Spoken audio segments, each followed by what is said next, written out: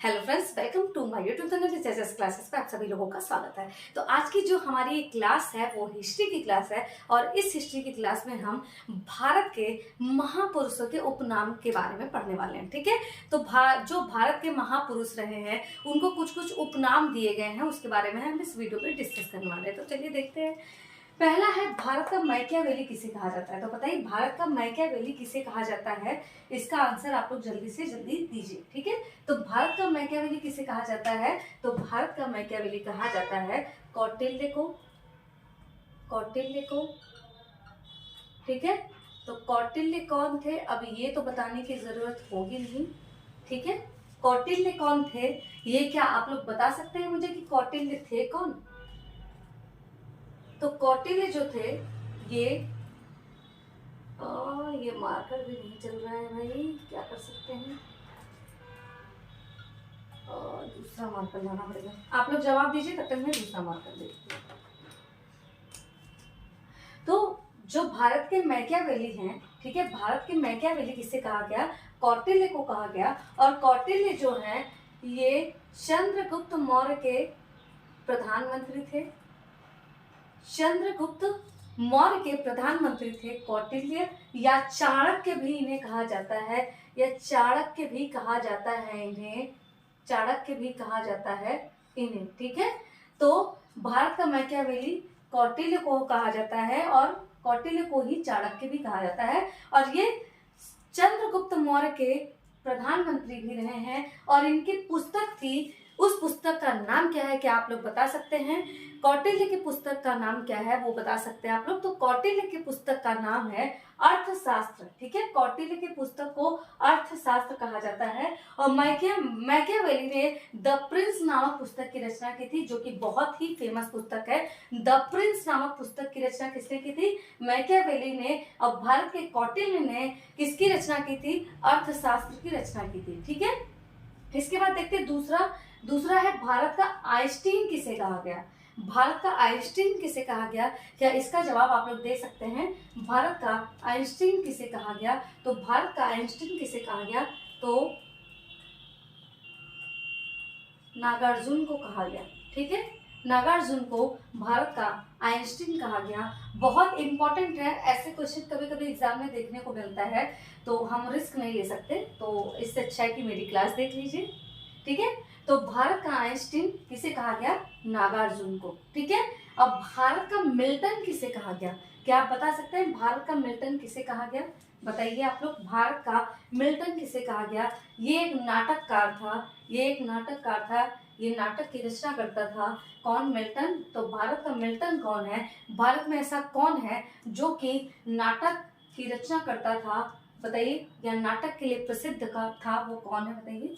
भारत का मिल्टन।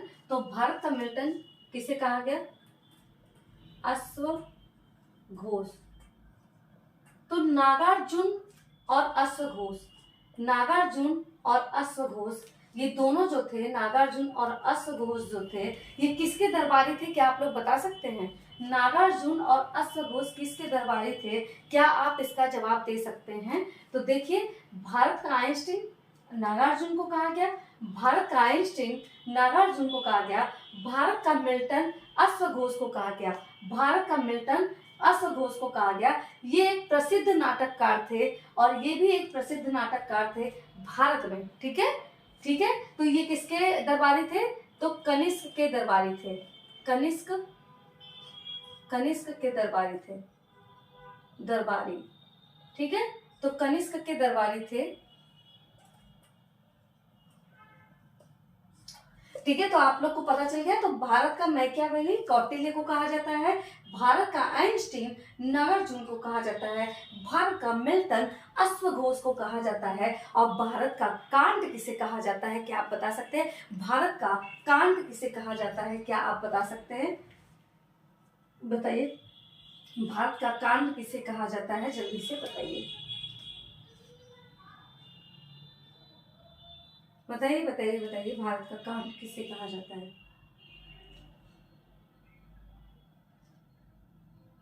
तो भारत का कांट आपका धर्म कीर्ति को कहा जाता है। धर्म कीर्ति को भारत का कांड कहा जाता है। ठीक है, धर्म कीर्ति को भारत का कांड कहा जाता है।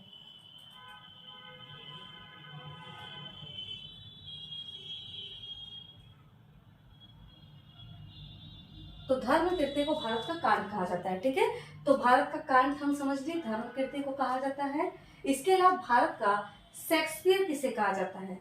भारत का शेक्सपियर किसे कहा जाता है? तो भारत का शेक्सपियर किसे कहा जाता है? इसको तो मुझे लगता है बताने की जरूरत ही नहीं है, क्योंकि हर किसी को रटा हुआ होगा कि भारत का शेक्सपियर किसे कहा जाता है। तो भारत का शेक्सपियर किसे कहा जाता है? तो कालिदास को कहा जाता है। ठीक है, कालिदास को भारत का शेक्सपियर कहा जाता है।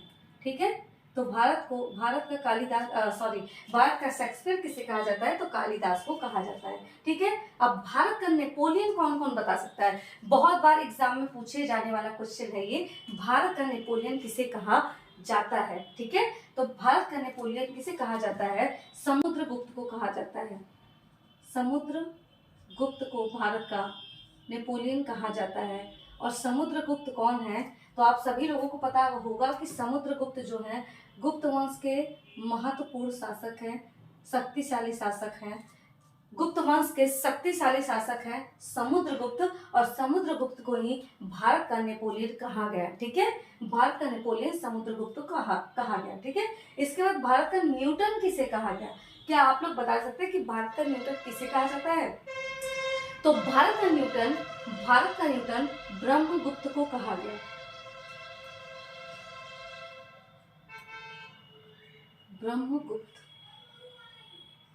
ब्रह्मगुप्त को भारत का न्यूटन कहा गया।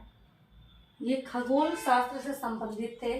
ब्रह्मगुप्त खगोल शास्त्र से संबंधित थे, और भारत का न्यूटन ब्रह्मगुप्त को कहा गया। ये गुप्त वंश के दरबारी थे। ठीक है, गुप्त वंश के दरबारी थे। ये गुप्त वंश के शासक थे जिन्हें नेपोलियन कहा गया, और ये ब्रह्मगुप्त जो थे ये गुप्त वंश के क्या है? दरबारी कवि थे। ठीक है, दरबारी थे। इसके अलावा भारत का सिकंदर किसे कहा गया? भारत का सिकंदर किसे कहा गया? कौन सा वो शासक था भारत का? जो कि अपने आप को सिकंदर मानता था। कौन था वो भारत का शासक जिसने अपने आप को सिकंदर की उपाधि दी? तो भारत का सिकंदर किसे कहा जाता है? तो भारत का सिकंदर अलाउद्दीन खिलजी को कहा जाता है। अलाउद्दीन खिलजी। अब देखो, कुछ युद्ध क्या जीत लिया इन्होंने, ये अपने आप को सिकंदर मान बैठे।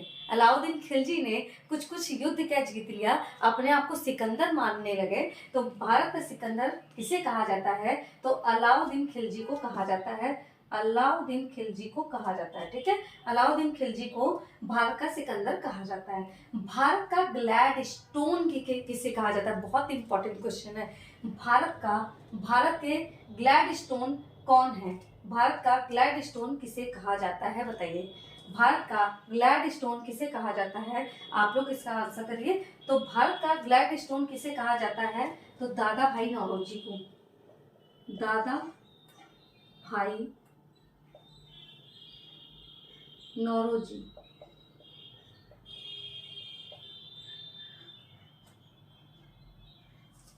देखिए, भारत के ग्लैडस्टोन किसे कहा जाता है? भारत का ग्लैडस्टोन किसे कहा जाता है? तो भारत का ग्लैडस्टोन कहा जाता है दादा भाई नौरोजी को। ठीक है, तो दादा भाई नौरोजी को ही भारत का ग्लैडस्टोन कहा जाता है। ठीक है, इसके अलावा देखते हैं भारत का मार्टिन लूथर किंग किसे कहा जाता है? आपने कभी भी नाम सुना है मार्टिन लूथर किंग का? ठीक है, तो भारत का मार्टिन लूथर किंग किसे कहा जाता है? और जो मार्टिन लूथर किंग थे ये कहाँ के थे? क्या आप लोग इसका जवाब दे सकते हैं? तो भारत का मार्टिन लूथर किंग किसे कहा जाता है?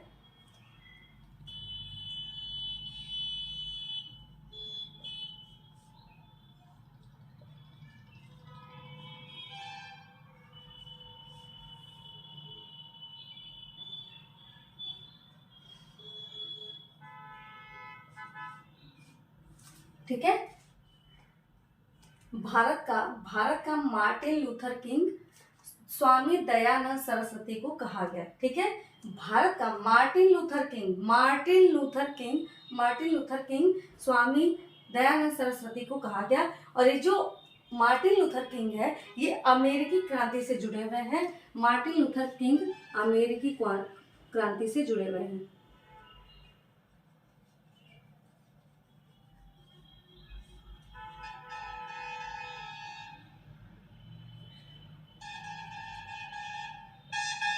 तो अमेरिकी क्रांति से जुड़े हुए हैं मार्टिन लूथर किंग। ठीक है, तो मार्टिन लूथर किंग जो है वो भारत का मार्टिन लूथर किंग जो है स्वामी दयानंद सरस्वती को कहा गया। और मार्टिन लूथर किंग जो है वो अमेरिकी क्रांति से जुड़े हुए हैं। इसके अलावा भारत का बिस्मार्क किसे कहा गया?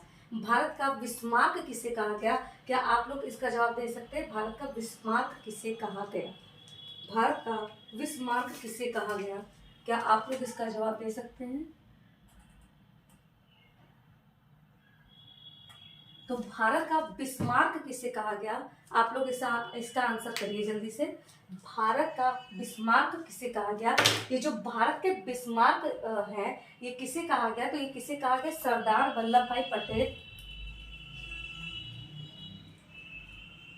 सरदार वल्लभ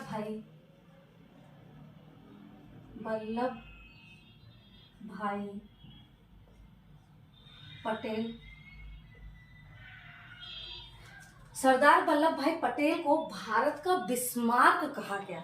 अब सरदार वल्लभ भाई पटेल को भारत का बिस्मार्क इसलिए कहा गया क्योंकि सरदार वल्लभ भाई पटेल ने भारत को यूनाइट करने का या एकता में बांधने का प्रयास किया था सरदार वल्लभ भाई पटेल ने। तो सरदार वल्लभ भाई पटेल ने ही भारत को यूनाइटेड करने की कोशिश की थी, इसीलिए इन्हें भारत का बिस्मार्क कहा गया।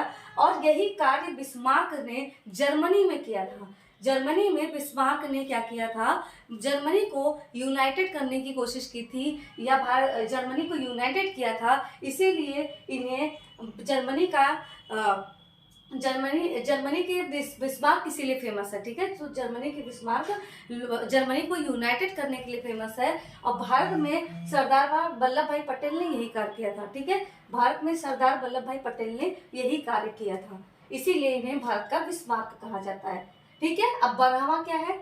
12वां है भारत का जॉन ऑफ आर्क।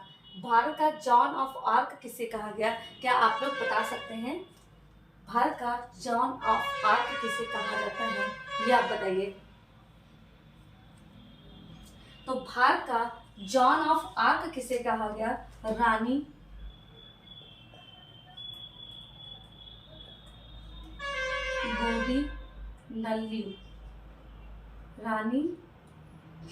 गोडी नल्लू। ठीक है, इन्हें भारत का जॉन ऑफ आर्क कहा गया। जो जॉन ऑफ आर्क थी ये फ्रांस की थी। जॉन ऑफ आर्क ये फ्रांस की थी। इन्होंने अंग्रेजों को भारत से इन्होंने जॉन ऑफ आर्क ने अंग्रेजों को फ्रांस से निकालने में महत्वपूर्ण भूमिका निभाई थी और शहीद भी हो गई थी। ठीक है, तो जॉन ऑफ आर्क जो है इन्होंने फ्रांस से अंग्रेजों को खदेड़ा था। इस चक्कर में इनकी मृत्यु भी हो गई थी और यही कार्य भारत की गोडी नल्लू ने किया था। भारत की रानी गोडी नल्लू ने किया था, इसीलिए इन्हें भारत का जॉन ऑफ आर्क कहा जाता है। किसे? रानी गोडी नल्लू। ठीक है, रानी गोडी नल्लू। ठीक है, इसके अलावा भारत की कोकिला किसे कहा जाता है? क्या आप लोग बता सकते हैं? भारत की कोकिला सबको पता है कि किसे कहा जाता है, तो इसमें सस्पेंस नहीं रखेंगे। तो भारत की कोकिला सरोजिनी नायडू। ठीक है, भारत की कोकिला कौन है? सरोजिनी नायडू। ठीक है, तो भारत की कोकिला सरोजिनी नायडू। चलिए एक बार हम और रिवाइज कर लेते हैं। तो देखते हैं यहाँ पे भारत का मैकियावेली किसे कहा जाता है? तो कौटिल्य को कहा जाता है। और कौटिल्य चंद्रगुप्त मौर्य के प्रधानमंत्री थे। और कौटिल्य की सबसे प्रसिद्ध जो पुस्तक है वो है अर्थशास्त्र। ठीक है, अर्थशास्त्र। इसके अलावा दूसरा जो है भारत का आइंस्टीन किसे कहा गया, भारत का आइंस्टीन किसे कहा गया, भारत का आइंस्टीन किसे कहा गया, तो नागार्जुन को कहा गया। भारत का आइंस्टीन किसे कहा गया, नागार्जुन को कहा गया। भारत का मिल्टन किसे कहा गया, भारत का मिल्टन किसे कहा गया, तो अश्वघोष को कहा गया, और ये दोनों कनिष्क के दरबारी थे। इसके अलावा चौथा है भारत का कांट किसे कहा गया, भारत का कांट किसे कहा गया, तो भारत का कांट धर्म कीर्ति को कहा गया, धर्म कीर्ति को भारत का कांट कहा गया। भारत का शेक्सपियर किसे कहा गया, भारत का शेक्सपियर किसे कहा गया, तो कालिदास को भारत का शेक्सपियर कहा गया। भारत का नेपोलियन किसे कहा गया, भारत का नेपोलियन किसे कहा गया, तो भारत का नेपोलियन समुद्रगुप्त को कहा गया, भारत का नेपोलियन समुद्रगुप्त को कहा गया। इसके अलावा भारत का न्यूटन किसे कहा गया, भारत का न्यूटन किसे कहा गया, तो भारत का न्यूटन ब्रह्मगुप्त को कहा गया, भारत का न्यूटन ब्रह्मगुप्त को कहा गया।